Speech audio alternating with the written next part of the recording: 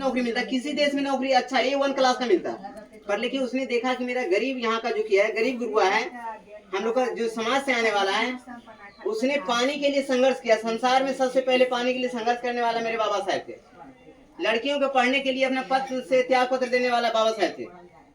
ये कानून मंत्री रहते हुए जब बोला कि महिलाओं को नहीं दिया जाएगा, जब तुम लोग नौकरी करोगी, जब किसी नौकरी करने के बाद जब लड़की जब तक मैंने बच्चा जैसे देता है 6 महीना तक पेमेंट आपको, जैसे नौकरी लग गया 6 महीना बैठे हुए भी मिलेगा पैसा। इसका ये मतलब योगदान किया।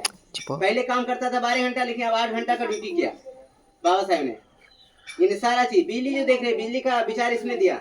RBI बैंक जो देख रही है, उसका बैंक का सुझाव इसने दिया। इन्हें कौन सा काम नहीं किया। भारत का संविधान जो देश मेरा चल रहा है, किसी को आदमी समझ रहा है, तो ये बाबा साहब की बदौलत है। ये नहीं कि जय भीम का नाम लेने से मतलब कि जय भीम मतलब आरक्षण वाला आदमी होगा, ऐसा बात नहीं है। जय भीम का मतलब होता है समानता को दर्शाने वाला। इन 1000 व्यक्ति के सामने एक व्यक्ति अपना झंडा बुलंद करने वाला। ये नहीं कहने का मतलब बैसाखी पे नहीं, बैसाखी से हटकर दौड़ लगाने वाला, बाबा साहब को मानने वाला। इतना तो जरूर है कि मतलब वो समानता, भाईचारा और बंधुत्व पे ध्यान देता है। ऐसा नहीं मतलब किसी को मतलब सोचेंगे कि हम किसी का बुराई करें, वो अहित कर नहीं सकता है। बाबा साहब के विचारों को मानने वाला सम्मान करता है। वो कहीं भी जब जान जाएगा मेरे बारे में कि बाबा साहब को मानने वाला है, कहीं थाना जाएगा तो कहीं भी जाए, किसी भी अति पदाधिकारी के पास, वो जान जाने का मतलब कि ये क्रांतिकारी है, अम्बेडकरवादी है, तो सबसे पहले नंबर कुर्सी दिया जाएगा। कुर्सी के बाद ही मतलब कुछ बात करेगा। पहले बैठिए, आपसे बात करना है, आप बैठिए आराम से। क्योंकि इसका कानून बहुत खतरनाक है, सभी के लिए एक समान है। राष्ट्रपति हो या तो आम जनता, सभी के लिए इसका कानून एक समान है। और देश में जो कि महिलाओं को पढ़ने का अधिकार जो दिया गया, जितना महिला देख रही है, ये नहीं कि तुम ही लोग है, SC ST OBC जनरल जितना माइनॉरिटी का है, सभी के लड़की को पढ़ने का अधिकार मेरे बाबा साहब ने दिया है। तो जितना जनसंख्या है इसका, यानी कहने का मतलब पढ़ाई में योगदान के लिए। और इससे भी पहले बाबा साहब के मेरे तीन गुरु थे। सर्वप्रथम तथागत गौतम बुद्ध, देखो फोटो लगा हुआ है, गौतम बुद्ध। दूसरा नंबर कबीरदास, तीसरा नंबर ज्योतिबा फूले। लेकिन हाँ, बाबा साहब किसी से मिले नहीं थे, पर उन्होंने उनके विचारों से सहमत थे, इसलिए उन्होंने कहा कि ये मेरे तीनों गुरु हैं। अभी मिलने के बाद भी मतलब कतरा लेता है, जिसे मैंने हम समझा रहे हैं, आगे चल के खुदा ने खास्ते अपनी नौकरी लग जाएगा। वो बाबा साहब मुझे बाबा साहब के बारे में बहुत बताता सर। किसी को नॉलेज बढ़ेगा तो अपने घर को भी, जिसका घर में इसका विचार चला गया, समझ जाओ कि वो समझो नहीं कुछ तो प्रत्येक साल 20,000 रुपया से छुटकारा मिल जाएगा।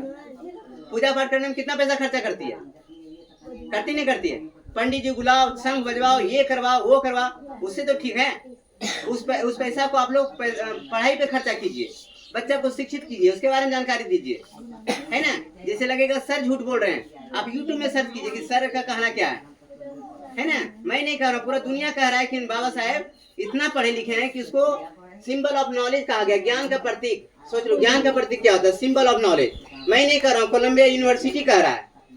वहाँ का 200 साल पढ़ाई में उसका ऐसा योगदान रहा कि उसने छात्र का आकलन किया, तो उसका नाम जो कि प्रथम स्थान में रहा कि डॉक्टर अम्बेडकर जो कि है इतना महान था कि प्रथम विद्यार्थी इसी का नाम रखा।